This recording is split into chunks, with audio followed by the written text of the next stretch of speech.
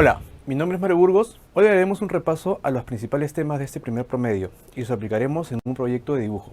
Prepárate a mejorar tus habilidades. Hoy veremos los siguientes temas. 1. La línea, las formas básicas, luces y sombras. 2. Construcción de estructuras y proporción usando unidades de medición. 3. La perspectiva. Y 4. Aplicación del encajado, dimensiones y proporciones. Recordemos que la línea es el elemento visual más importante del dibujo. Es el medio gráfico fundamental para representar las formas que nos rodean y las ideas que podamos generar en cualquier proceso creativo. Las formas básicas en el dibujo son elementos fundamentales que te ayudan a simplificar los objetos que tengamos que dibujar. Con el conocimiento y combinación de estas formas básicas y polígonos regulares, podemos dibujar y diseñar todos los objetos que nos rodean. Finalmente, en la primera semana vimos el concepto de luces y sombras. El sombreado o valorado es la representación de la claridad u oscuridad en nuestros dibujos y es una técnica propia del dibujo al lápiz que nos permite conseguir volumen, profundidad y realismo en una imagen. En la segunda semana estudiamos el uso de las líneas de construcción o ejes de simetría para que nuestros dibujos mantengan la simetría y las proporciones correctamente. Tenemos que destacar la importancia de la observación como punto de partida para poder dibujar. La perspectiva. En la semana 3 aprendimos los conceptos de perspectiva. Con esta herramienta podrás dibujar los objetos del bodegón con un efecto tridimensional sobre un plano bidimensional. Este efecto lo conseguimos mediante la proyección de líneas rectas que convergen en un punto en el mismo plano. Finalmente, en la cuarta semana vimos el método del encajado, técnica fundamental en el dibujo que nos permite representar objetos y escenas de manera precisa y realista. Esta consiste en delimitar el espacio que ocupará cada elemento en el dibujo, teniendo en cuenta su tamaño, proporción y ubicación. Hagamos un ejercicio donde aplicaremos todo lo aprendido. Muy bien, vamos a empezar entonces a estructurar el bodegón. Es un bodegón de 3 objetos. Tiene una dirección inclinada, así que vamos a primero ubicar los elementos como ya hemos visto en tutoriales anteriores para poder organizar bien nuestro dibujo. Como recordarás, es importante colocar una línea en la parte superior para determinar hasta dónde va a ir el bodegón y una línea en la parte inferior para determinar dónde inicia el bodegón. Esto es súper importante, recuérdalo, porque si no, el bodegón te puede salir muy grande y no vas a controlar la composición de los elementos en el espacio donde estás dibujando. ¿Okay? Entonces, una vez que más o menos ya tenemos la ubicación, ¿no?, en cuanto a la proporción de la hoja, vamos a trabajar o ubicar los elementos. Tenemos por aquí un elemento que es como un cubo. Fíjate que yo voy a hacer trazos redondos y ovalados para ubicar los elementos. Entonces tú dirás, pero aquí no tenemos ni círculos ni óvalos, tenemos cuadrados, tenemos un prisma y tenemos un cilindro. Esto simplemente me está permitiendo a mí ubicar los elementos en el formato para saber más o menos cómo los voy a organizar.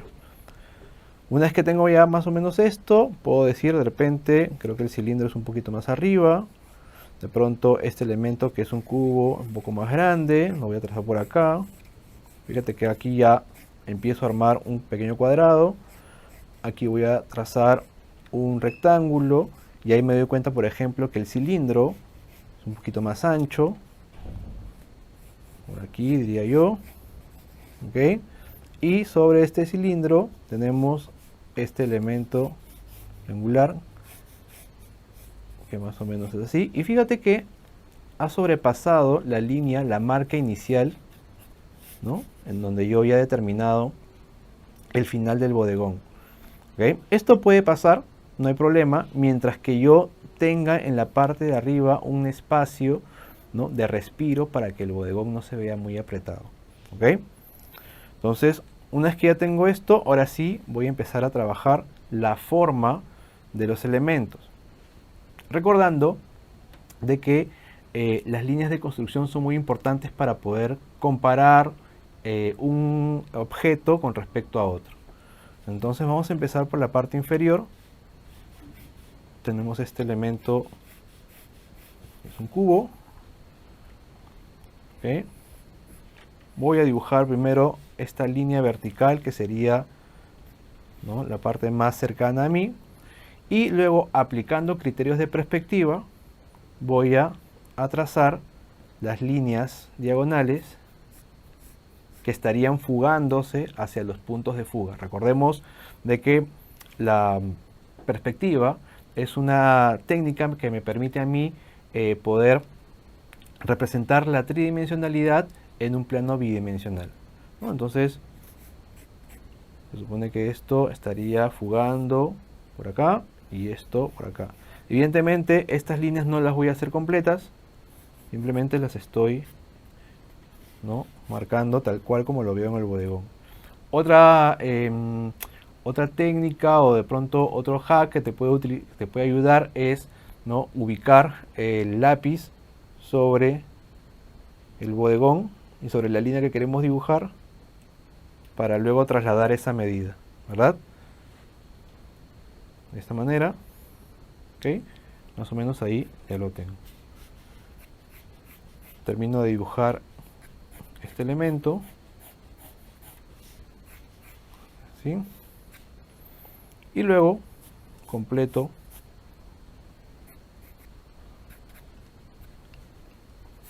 las líneas de esta manera. Entonces aquí ya tengo este pequeño elemento tridimensional, ¿verdad? Así, ¿ok? Después nos fijaremos si lo estamos haciendo con la proporción adecuada, ¿no? De momento lo he planteado para poder tener una idea más cercana de lo que quiero. Ahora, el cilindro que se encuentra en la parte de atrás más o menos está aquí a la mitad de esta estructura.